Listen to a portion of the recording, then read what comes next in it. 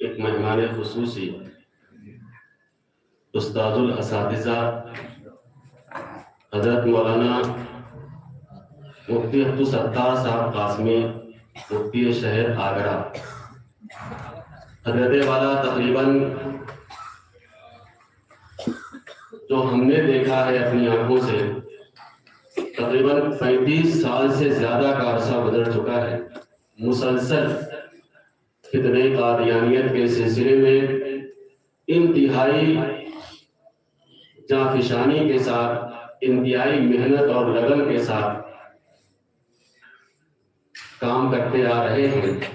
جہاں کہیں پر بھی معلوم ہوتا کہ کوئی قادیانی پادری، قادیانی مبلغ پہنچا ہے، گاؤں، کھیڑا، دیہات، شہر، اپنوں میں غیروں میں جان کی پرواہ کیے بغیر، یہ ہم لوگوں نے دیکھا ہے، ہم لوگ جانتے ہیں کہ حضرت والا تشریف لے جاتے ہیں اور جب تک وہ قادیانی مبلغ علاقہ چھوڑ کر چلا نہیں جاتا ہے تب تک اس کے تعاقب میں لگے رہتے ہیں۔ بارہا مناظروں کی بھی نوبت پڑی ہے، اللہ پاک نے مناظروں میں بھی آپ کو سرخروئی عطا فرمائی۔ میں انتہائی ادب کے ساتھ حضرت والا سے درخواست کروں گا کہ حضرت والا تشریف لائیں، اور اس سلسلے میں 3 عنوان ہیں۔ قادیانیت کیا ہے؟ یہ قادیانیت کی کتابوں کے آئینے ہیں۔ اس کے بعد دوسرا موضوع ہے کہ جو قادیانی مبلغین ہیں، اگر ان سے کبھی بات چیت اور گفتگو کرنے کی ضرورت پڑ جائے تو گفتگو کرنے کا طریقہ کیا ہوگا۔ اس کے بعد آخری موضوع ہے حضرت عیسیٰ علیہ السلام اور حضرت مہدی علیہ الرضوان کا تعارف۔ عیسیٰ علیہ السلام اللہ کے نبی ہیں، حضرت مہدی کون ہیں، ان کا تعارف۔ تو یہ 3 عنوان ہیں۔ آپ حضرات اسی اعتبار سے اپنی کاپیاں نکال لیں، قلم نکال لیں، اور جیسا کہ میں نے آپ کو بتایا تھا جو بھی خاص بات آپ کو لگے اس کو فوراً نوٹ کرنا ہے۔ قادیانیت کتابوں کے آئینے میں قادیانی مبلغین سے بات چیت کرنے کا طریقہ، حضرت عیسیٰ علیہ السلام اور حضرت مہدی کا تعارف۔ والصلاة والسلام على من لا نبي بعده وعلى آله وأصحابه الذين اهتدوا. أما بعد فأعوذ بالله من الشيطان الرجيم. بسم الله الرحمن الرحيم.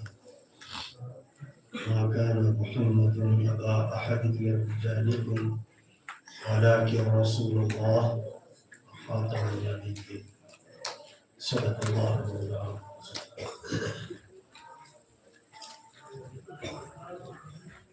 معزز اور انتہائی قابل قدر علماء نظام، اس وقت جو ہمیں موضوع دیا گیا ہے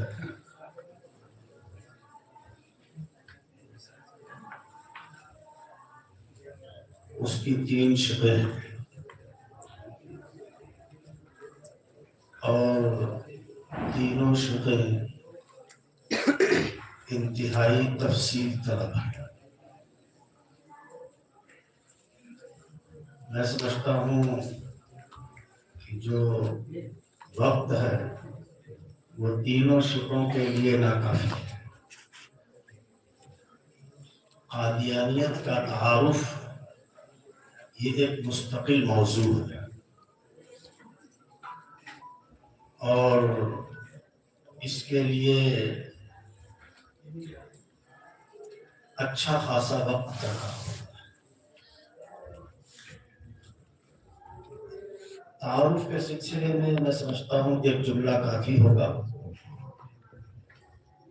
دین محمدی صلی اللہ علیہ وسلم کے مقابلے میں ایک دوسرا دین اسلام کے نام پر ایجاد کیا گیا۔ دین محمدی صلی اللہ علیہ وسلم کے مقابلے میں ایک دوسرا دین دین اسلام کے نام سے ایجاد کیا گیا۔ یہ ہے قادیانیت۔ دین محمدی مذہب اسلام ایک الگ دین اور مذہب ہے، قادیانی مذہب ایک الگ دین اور مذہب ہے جس کا تعلق دین اسلام سے نہیں ہے، جس کا تعلق دین اسلام سے نہیں ہے۔ آپ حضرات بھی علم لوگ ہیں، اتنا جانتے ہیں کہ اگر کوئی شخص دین اسلام کے علاوہ اپنا خود ساختہ مذہب یا دین اس کے اوپر یہ لیبل لگا دے کہ یہ اسلام ہے،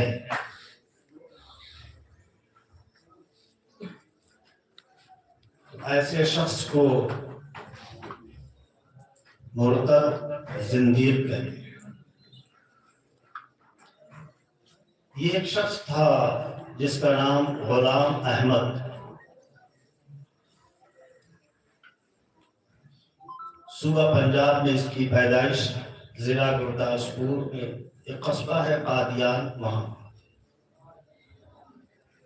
یہ خود اپنی سوانح میں لکھتا ہے کہ میری پیدائش سن 39 یا 40 عیسوی میں سکھوں کے آخری دور میں ہوئی ہے۔ 1839 یا 1840 میں سکھوں کے آخری دور میں ہوئی ہے۔ اس کے جتنے بھی اقوال اور افعال ہیں، اس کے ایک ایک قول سے اور اس کے ایک ایک فعل سے اس کا جھوٹا ہونا ثابت ہوتا ہے۔ خود جیسا اس نے اپنی تاریخ پیدائش بتائی ہے، اس سے بھی اس کا جھوٹا ہونا ثابت ہوتا ہے۔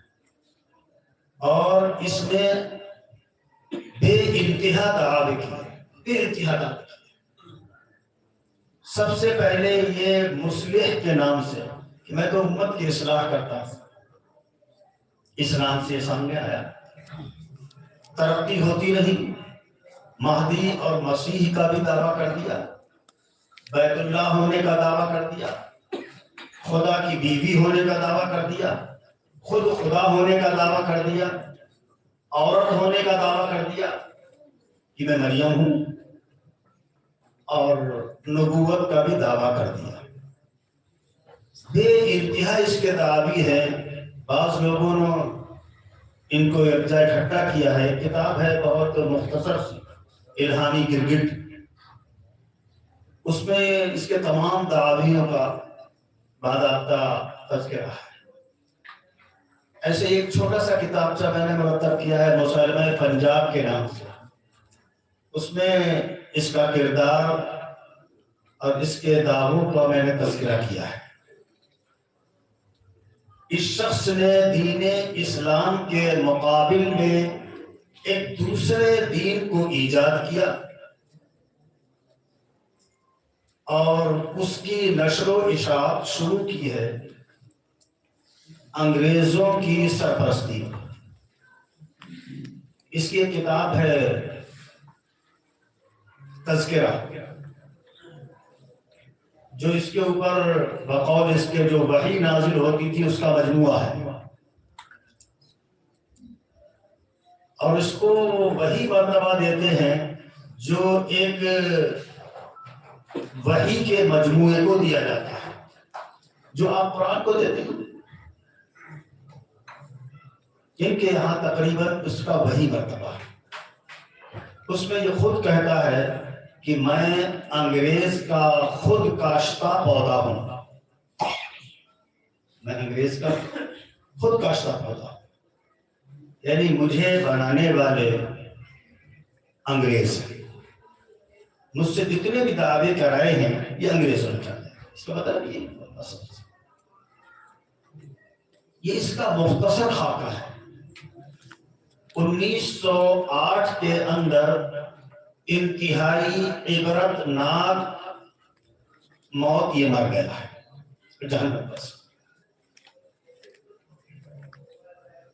اس نے ایک جگہ لکھا ہے، اس کی کتاب ہے کشتی نوح، اس میں اس نے لکھا ہے من دخلہ کان آمنا. ہمارے ساتھ جو شامل ہو گیا، ہمارے گھر میں جو آ گیا، وہ مامون و محفوظ ہو گیا. طاعون کے زمانے میں اس نے یہ وعدہ کیا تھا، دعویٰ کیا تھا کہ جو بھی ہمارے ساتھ جڑ جائے گا طاعون سے محفوظ رہے گا، اور خود اسی ہیضے کی بیماری میں مرا ہے.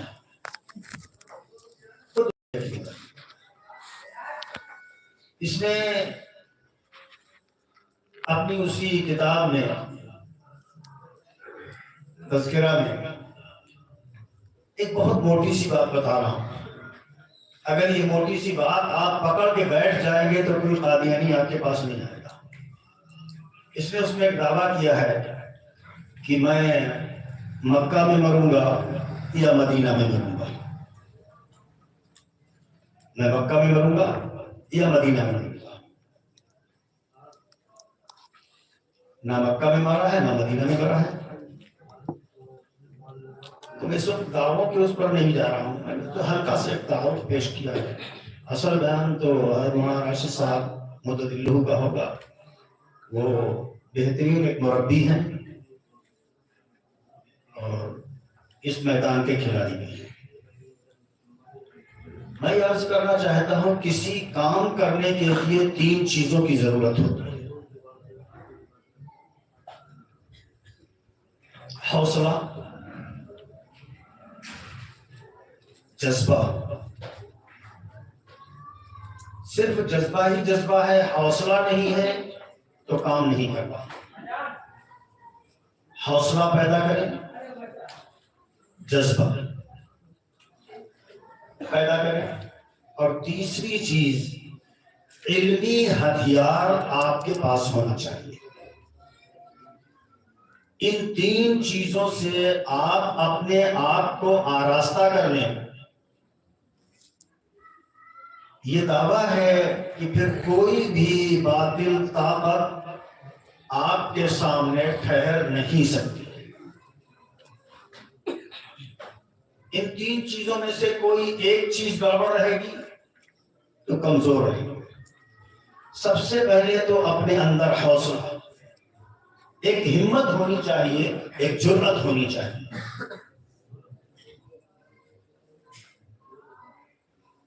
اس کے بعد جذبہ بھی ہو، ہمیں یہ کام کرنا ہے.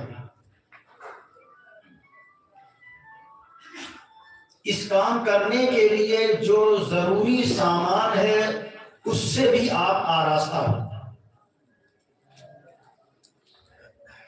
یہ جتنی بھی باطل طاقتیں ہیں، ان طاقتوں سے گفتگو کرنے کے لیے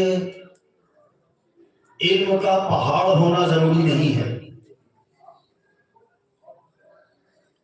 علم کا پہاڑ ہونا ضروری نہیں ہے، بلکہ میں تو یہ کہہ رہا ہوں کہ کسی بھی باطل فرقے کی ایک کتاب آپ کے ہاتھ میں لگ جائے اور اس کتاب کو آپ اپنے پاس رکھ لیں اور ان کو اس کتاب میں نشان لگا لیں کہاں کہاں خامیاں ہیں، آپ اسی سے اس باطل فرقے کا کلا کما کر سکتے ہیں.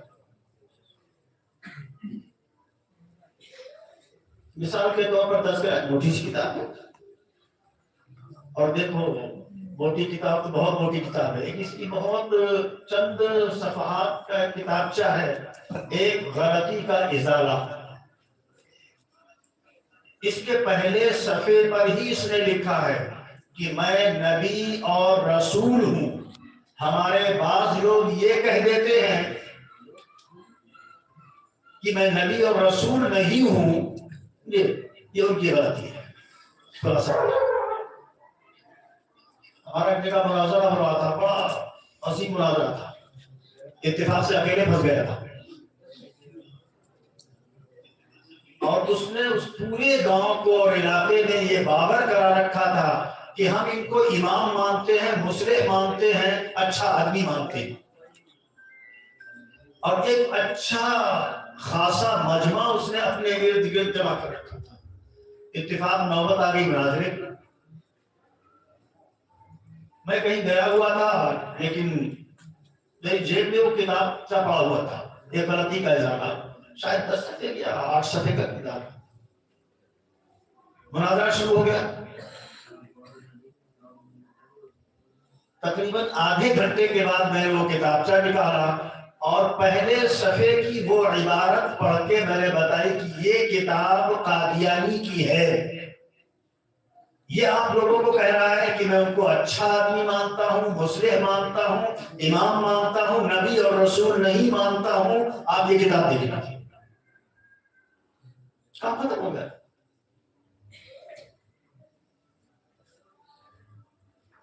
کام ختم ہو گیا۔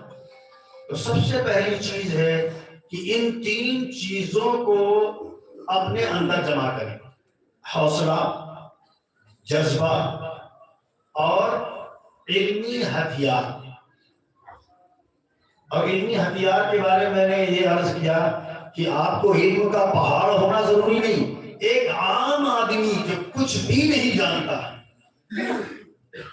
جو قرآن کا پڑھا ہوا بھی نہیں، اسے آپ چند چیزیں یاد کرا دو، کوئی قادیانی اس کے سامنے نہیں آئے گا۔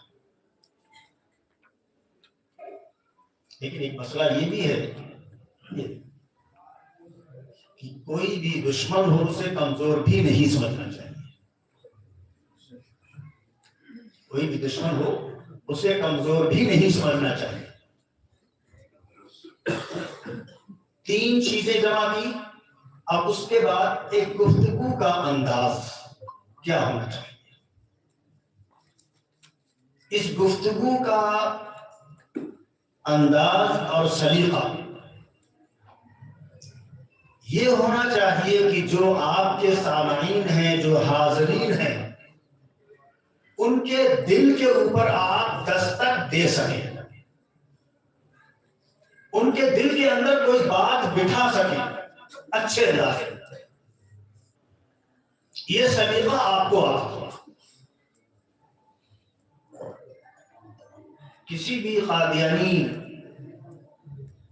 سے جب گفتگو ہو، آپ کے سامنے جو سامعین یہاں وہاں کھڑے ہوئے لوگ ہوں، اتنی بات یاد رکھیے، مولانا ہو سکتا آگے چل کے کبھی تفصیل کریں، اتنی بات یاد رکھیں کہ ہر قادیانی آپ کے سامنے 2 باتیں لے کر آئے گا، علمی انداز میں کہتے ہیں 2 موضوع لے کر آئے گا، تیسرا موضوع نہیں لائے گا۔ موضوع لائے گا عیسیٰ علیہ السلام وفات پا چکے ہیں، نبوت ختم ہے یا جاری ہے، بس۔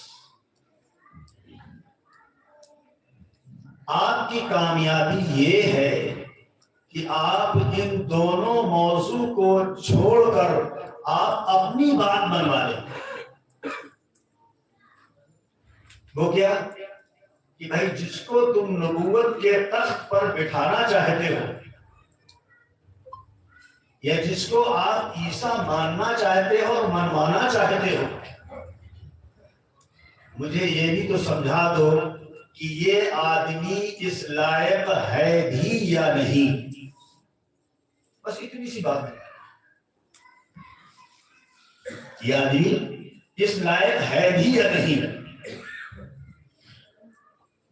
اور میں سمجھتا ہوں کہ قیامت آ جائے گی، وہ اس بات پر رضامند نہیں ہوں گے کہ ہم اس پر گفتگو کریں۔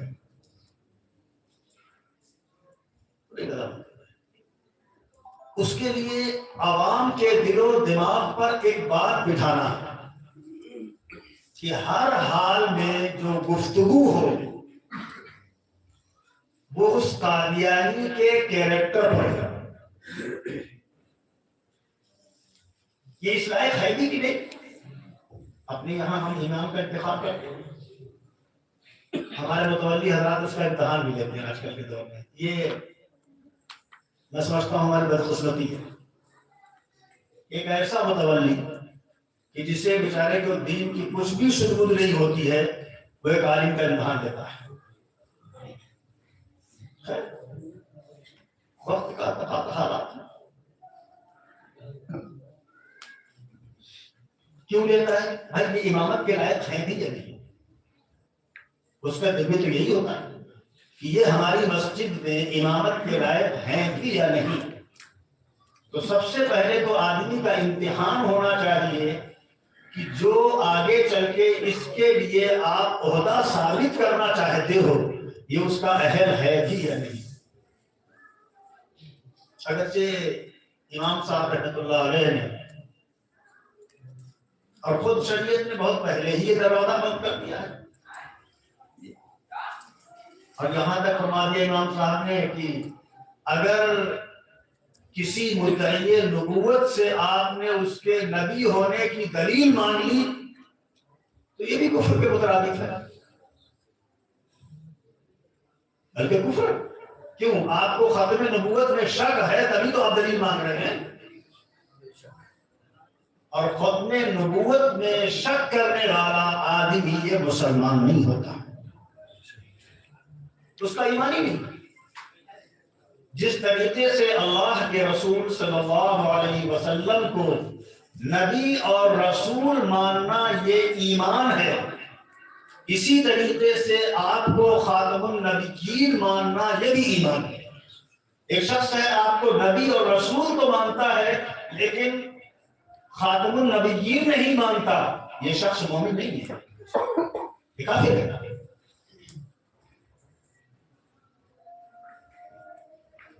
آپ نے جو اس کے سامنے بات رکھی کہ بھائی اس کو اہل تو ثابت کرو کہ یہ اس عہدے پر بیٹھنے کے لائق بھی ہے یا نہیں.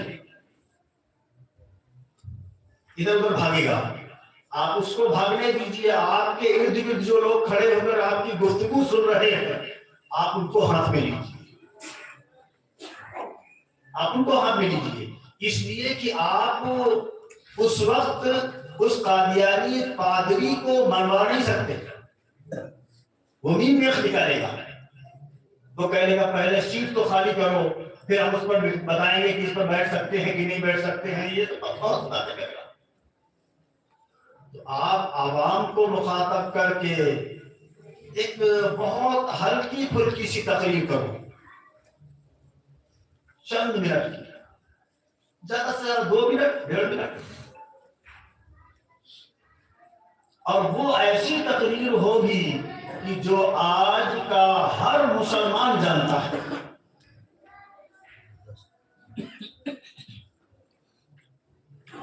جو بھی تھوڑا بہت اس کا اسلام سے لگاؤ ہے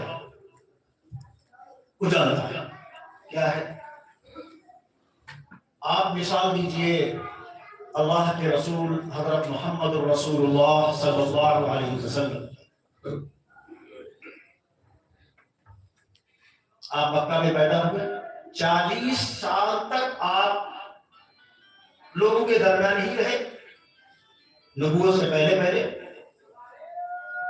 جس وقت آپ کو یہ منصب سرفراز، جس وقت آپ اس منصب سے سرفراز کیے گئے، ایک تو یہ ہے کہ اثر ہی کر دیے گئے، لیکن دنیا میں جب یہ آپ کو منصب عطا کیا گیا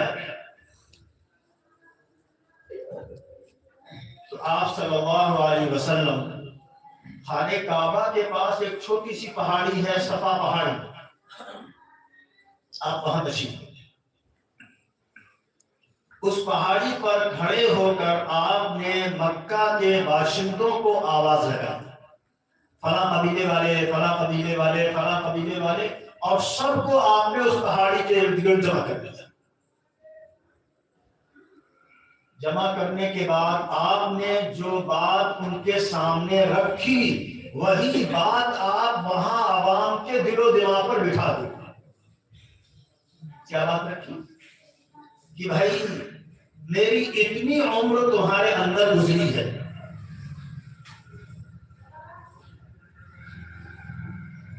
اتنی عمر تمہارے اندر گزری ہے، تم لوگوں نے مجھے کیسا پایا؟ میں سچا ہوں، جھوٹا ہوں، امانت دار ہوں یا خائن ہوں؟ آپ لوگوں نے مجھے کیسا پایا؟ سب سے پہلے لوگوں کو یہ بتانے سے پہلے کہ میں نبی اور رسول بنا کر بھیجا گیا ہوں، میری اطاعت کرو، اس سے پہلے آپ نے لوگوں کے سامنے اپنی ذات کو پیش کیا، میری ذات کو جانچو پرکھو، میں تمہارے نزدیک کیسا ہوں، یہی تو خطبہ دیا تھا۔ تو جو تمام نبیوں کا سردار،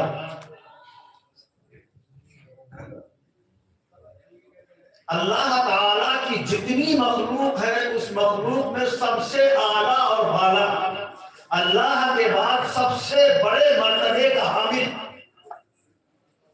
جب وہ شخصیت سب سے پہلے اپنی ذات کو پیش کر رہی ہے کہ بھائی مجھے پہلے جانچو پرکھو، تم لوگوں نے مجھے کیسا پایا،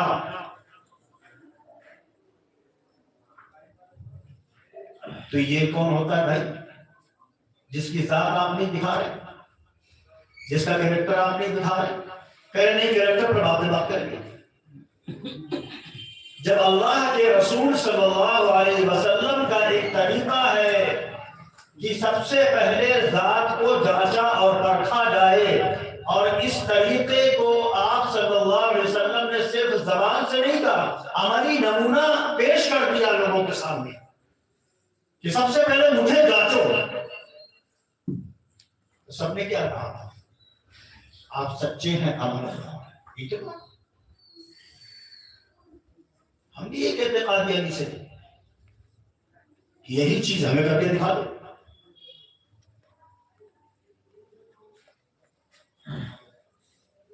اتنی بات اگر آپ نے سامعین کے دل و دماغ پر بٹھا دی اچھے انداز میں، تو آپ یہ سمجھ لیجئے کہ وہ پادری آپ کے سامنے آئے گا نہیں دوبارہ، اور اسی وقت بھاگے گا اور ایک جملہ کہہ کے جائے گا، اچھا میں اپنے بہو کو بلاؤں گا، پھر تو قبر کے اس گڑھے سے جو جہنم بنا پڑا ہوا ہے وہاں سے قادیانی بھی نہیں آئے گا۔ شرط ہے کہ یہ بات آپ اس کے دل و دماغ پر بٹھا دو وہاں سامعین کے، کہ یہ ہے کون چیز، نہ پدی کا شوربہ۔ جب اللہ کے رسول صلی اللہ علیہ وسلم نے نبوت کے دعوے سے پہلے اپنی ذات کو پیش کیا ہے، تو یہ اپنی ذات کو کیوں نہیں پیش کرتا ہے؟ اتنی بات اگر آپ نے سامعین اور وہاں موجود لوگوں یا بستی کے لوگوں کے دل و دماغ میں بٹھا دی تو آپ سمجھ لیجئے کہ آپ کامیاب ہو گئے، آپ کے سامنے کوئی نہیں آئے گا۔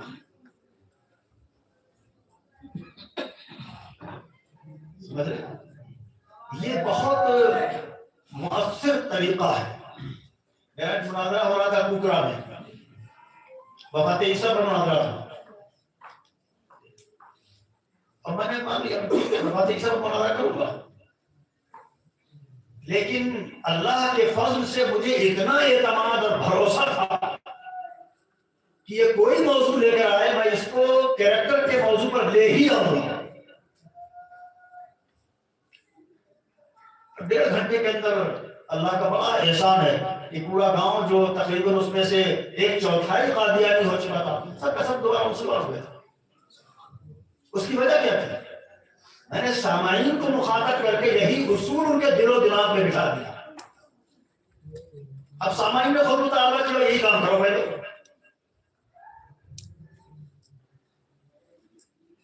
کوئی باطل تو باطل ہوتا ہے، چاہے جتنی وہ علمی ہتھیار سے لیس ہو کر آئے، اگر آپ کو اپنے اوپر اعتماد اور بھروسہ ہے اس بات پر کہ جاء الحق وذهب الباطل، یہ اللہ کا وعدہ ہے، ہر حال میں یہ وعدہ سچ ہوگا، ہم حق کی حمایت کرنے کے لیے آئے، اس جذبے سے تو اللہ مدد کرتا ہے۔ ایک مناظرے میں بات چل رہی تھی تو اس کے پادری نے حضرت تھانوی کو درمیان میں لیا کہ ان کے حضرت تھانوی نے یہ کہا، میں نے جملہ اس کے جواب میں کہا کہ میں نہیں جانتا ہوں حضرت تھانوی کون ہے، میں تو اس وقت اللہ کے رسول صلی اللہ علیہ وسلم کی طرف سے وکالت کر رہا ہوں، اگر تجھے کوئی اعتراض اللہ کے رسول صلی اللہ علیہ وسلم کی ذات پر ہے تو بتا۔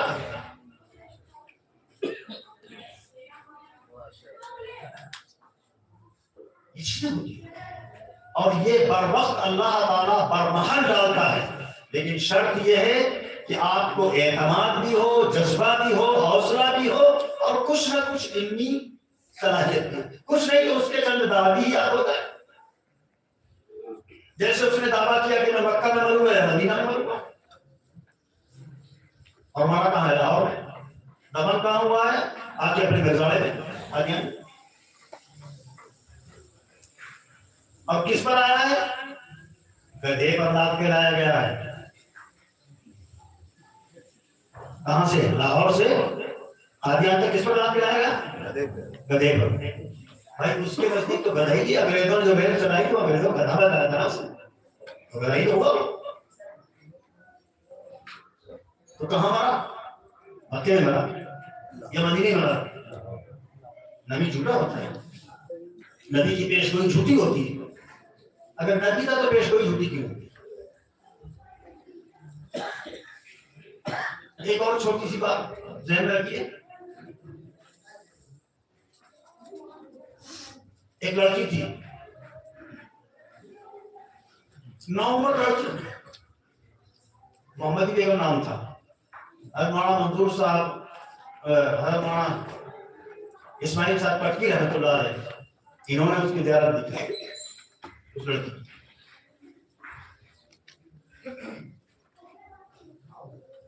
دعویٰ کر دیا کہ آسمان میں میرا نکاح اس سے ہو گیا۔ اور کب دعویٰ کیا؟ جب یہ 50 سال سے اوپر کا تھا۔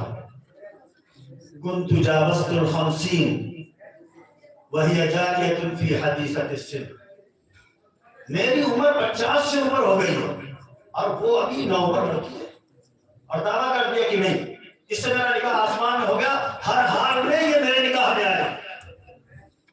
اور وہ بڑھاپے تک چیخ چیخ کے کہتے رہی، مرزا کا جھوٹ دیکھنا ہو تو دیکھو بسر دیکھو میں موجود ہوں، میں تو اس کے کبھی نہیں آئی۔ بہت دعوے کیے، بہت دباؤ ڈالے، مالی لالچ بھی دیا، سب کچھ کیا،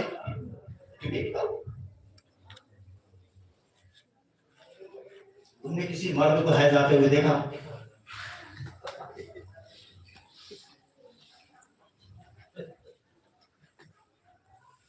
اس نے خود کہا ہے۔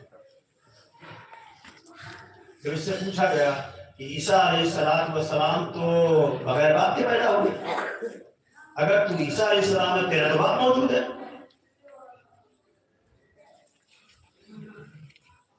تو اس نے کہا نہیں تم لوگ نہیں سمجھو گے، یہ تو بڑے راز کی بات ہے، کیسے سمجھ لو؟ پہلے اللہ تبارک و تعالیٰ نے مجھے مریم بنایا، پہلے اللہ نے مجھے مریم بنایا، اور پھر اللہ تبارک و تعالیٰ نے وہی معاملات کیے میرے ساتھ جو ایک شوہر بیوی سے کرتا ہے، اس کے نتیجے میں میں حاملہ ہوئی، اور پھر خود ہی چند مہینوں کے بعد اللہ تبارک و تعالیٰ نے مجھے عیسیٰ میں بدل دیا۔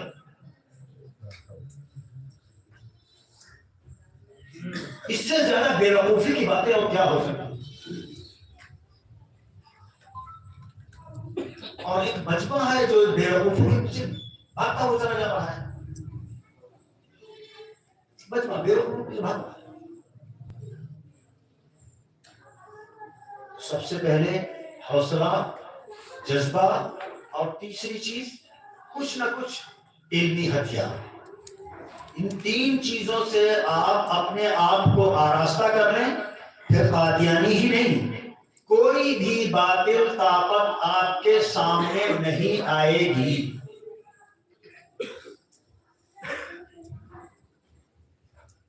قادیانی سے کوئی بات ہو رہی، کوئی جھگڑا ٹھنڈا ہو رہا، تو اس کے لیے ایک ہلکی سی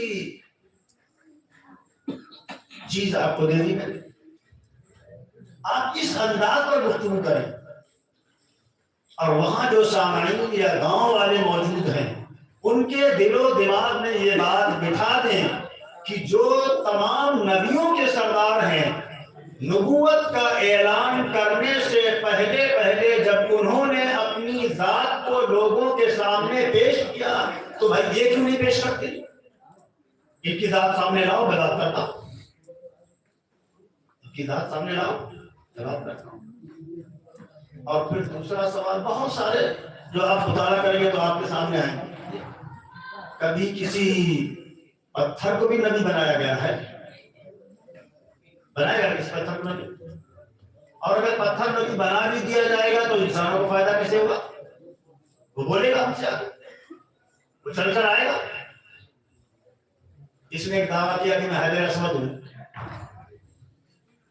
میں حجر اسود ہوں۔ تو حجر اسود ہو تو حجر اسود تو نبی نہیں بنایا گیا، وہ تو رسول نہیں بنایا گیا، پھر تو نبی رسول کیسے ہو جائے گا؟ تو نبی اور رسول کیسے ہو جائے گا؟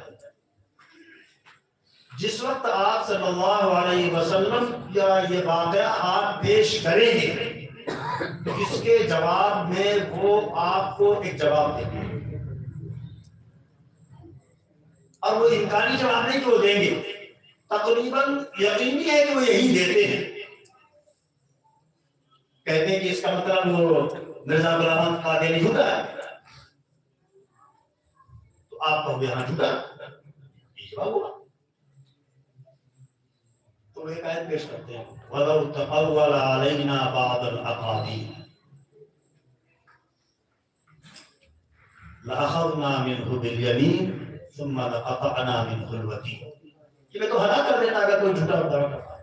اللہ نے فرمایا کہ اگر کوئی جھوٹا دعویٰ کرے گا تو میں تو اسے ہلاک کر دوں گا۔ اس کی تشریح وہ اس انداز میں کرتا ہے۔ آپ عوام کو مخاطب کر کے ایک بات کہہ سکتے ہیں اور کہنی چاہیے، وہ کیا؟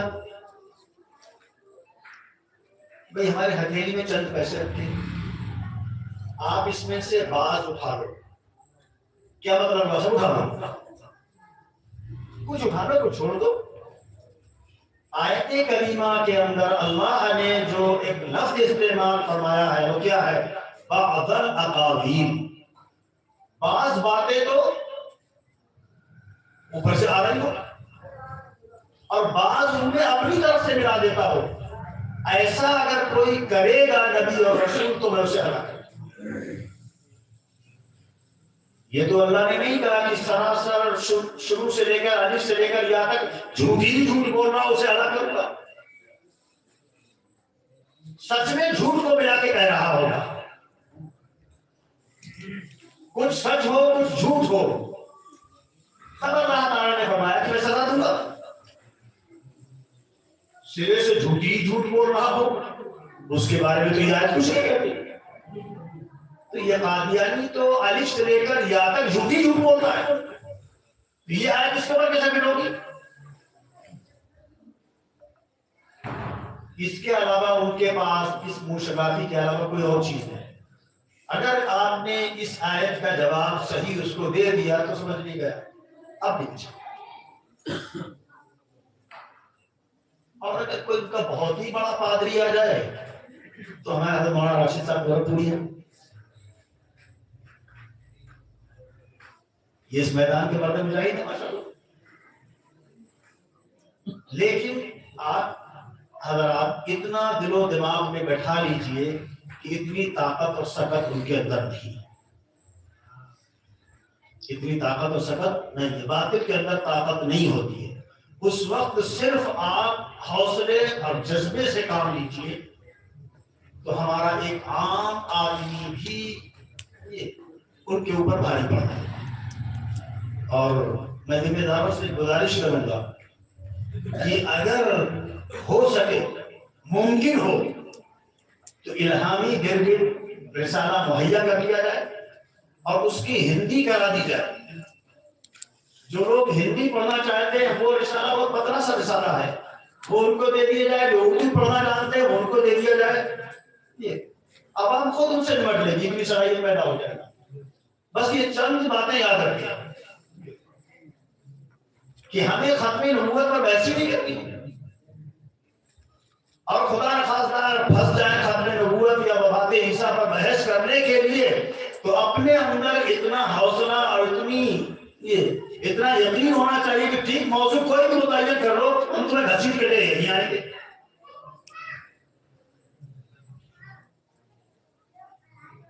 وفات عیسیٰ کا موضوع مقرر کر لیا آپ نے،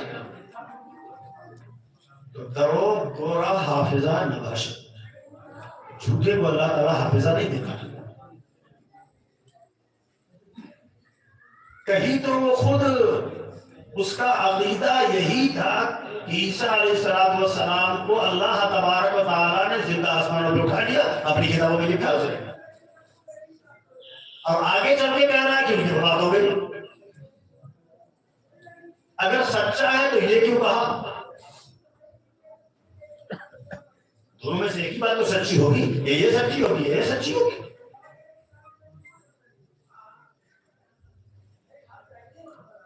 اور دونوں باتیں لکھی ہوئی۔ لیکن میں سمجھتا ہوں کہ تھوڑی سی سمجھداری سے، حوصلے سے کام لیں گے تو یہاں تک نوبت ہی نہیں آتی، یہاں تک نوبت نہیں آتی۔ میں بھی مولانا سے ایک واقعہ عرض کر رہا تھا ہماچل کا، تقریباً وہاں حضرت مولانا قاری سید عثمان صاحب رحمۃ اللہ علیہ اور دیگر اکابر تھے، 1.5-2 گھنٹے مناظرہ ہوا، اس کے بعد 250 گوجروں نے حضرت قاری صاحب کے ہاں پر توبہ کی۔ یہ کوئی ایسا فتنہ نہیں ہے کہ اس سے کوئی مقابلہ نہ کر سکے، اس سے ہمارا ایک عام آدمی مقابلہ کر سکتا ہے۔ شرط یہ ہے کہ کوئی ایسی مجلس ہو کہ جس میں پورے دن ان کو املا کرایا جائے، ان کو نکات لکھا دیے جائے، اور مولانا کو بولا دیا جائے کہ مولانا کو موٹی موٹی باتیں لکھا دو۔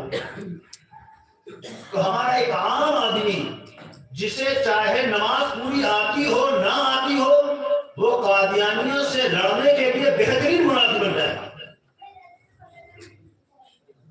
قادیانیوں سے نہیں، قادیانی اور شکیلی دونوں ایک ہیں، یا تو درپردہ آپس میں یہ ملے ہوئے ہیں۔ اس نے سوچا کہ اب جہاں کہیں قادیانی جاتے ہیں وہاں تو علماء پیچھے آ جاتے ہیں، لاؤ اب یہ ہر مسئلہ ہے، اور دونوں ایسے ہی۔ قادیانی کے اندر تھوڑی بے وقوفی یہ تھی کہ وہ میدان میں آ جاتا تھا، یا اس کے ماننے والے میدان میں آ جاتے۔ یہ اتنا ہوشیار ہے، اس نے قادیانیوں سے سبق لیا ہے کہ یہ کبھی میدان میں نہیں آتا۔ ہم لوگوں نے بہت چیخا اور بہت اس سے کہا کہ بھائی آ کر گفتگو کر لے، بیٹھ کے، تیار نہیں ہوتا۔ ہماری تقریباً آگرہ کی 25 منٹ کی گفتگو ریکارڈ بنا تھا کہ اس کے دہلی میں اس کا ایک ملغوبہ رہتا ہے جمال نام کا، بہت اور میں نے کوشش کر لی کہ سامنے آ جا، تو جمال کہنے لگا مجھ سے بات کر لو۔ میں نے کہا تجھ سے بات کر لوں گا، لیکن شرط یہ ہے کہ اس شکیل سے تو یہ لکھا کے لیا کہ یہ میرا وکیل ہے۔ آج تک لکھا کے نہیں لیا۔ تو اصل مسئلہ یہ ہے کہ اگر یہ 3 چیزیں، بلکہ 2 چیزیں، حوصلہ اور جذبہ، اور دیکھو جب کسی قوم کے اندر سے یہ 2 چیزیں نکل جاتی ہیں، حوصلہ اور جذبہ، تو دنیا میں وہ کہیں کا نہیں رہتا ہے۔ نہ پھر وہ اپنی حفاظت کر سکتا ہے، نہ اپنے اہل و عیال کی حفاظت کر سکتا ہے، اور نہ اپنے مال و اسباب کی حفاظت کر سکتا ہے، اور نہ پھر ایمان کی حفاظت کر سکتا ہے۔ جو سب سے قیمتی چیز ہے اس کے لیے حفاظتی بندوبست کیے جاتے ہیں۔ ہم اپنے روپے پیسے کھلے میں تو نہیں ڈال دیتے ہیں۔ ایمان تو بے انتہا قیمتی چیز ہے، اس کے لیے حفاظت کے لیے 3 چیزیں آپ سے مانگی جا رہی ہیں۔ حوصلہ پیدا کرو، جذبہ پیدا کرو، کچھ علمی ہتھیار رکھ لو۔ اور دیکھو کبھی ہم دفاعی پوزیشن میں ہوتے تھے کہ دوسرے لوگ ہمارے اوپر حملہ کرتے تھے اور ہم دفاع کر دیتے تھے۔ برا نہ مانے، ہم سب ایک ہی طریقے کے سب لوگ یہاں بیٹھے۔ آج ہمارے اندر یہ پوزیشن بھی باقی نہیں رہی ہے کہ ہم اپنا دفاع کر سکیں، کیوں حوصلہ اور جذبہ اور علمی ہتھیار نہیں ہے، ہم اس پوزیشن میں نہیں ہیں۔ اور جب ہم میدان میں نہیں نکلے تو ہوا والی جو بھولی بھالی عوام ہے ان کے دل و دماغ پر ایک بات بیٹھ گئی اور چھا گئی کہ شاید یہ اتنا کوئی اہم اور خطرناک مسئلہ نہیں ہے۔ ہم نے ان فتنوں کی خطرناکی کا احساس اپنی عوام کو نہیں کرایا، اس لیے آج چاہے شہری عوام ہو دیہاتی عوام ہو، قادیانیت سے تو ایک حد تک تھوڑی سی متنفر رہتی ہے، شکیلیت ہوئی، گوہر شاہیت ہوئی یا وہ پلمبریت ہوئی، ان سے بالکل متنفر نہیں کہ ہم نے خطرناکی کا احساس نہیں کرایا۔ اور ذمہ داری تو ہماری سب کی ہے۔ احساس کب کرائیں گے؟ جب ہمارے اندر کوئی جذبہ ہوگا اور حوصلہ ہوگا، تب ہم احساس کرا سکتے ہیں، ورنہ ہم احساس بھی نہیں کر سکتے۔ اس وقت چھوٹا سا یہ گل بتایا تھا، ابھی 2 موضوع اور باقی تھے لیکن شاید وقت تو سوا 12 ہو گیا ہے، مولانا بھی تشریف لے رہے ہیں۔ آخر دعوانا الحمدللہ۔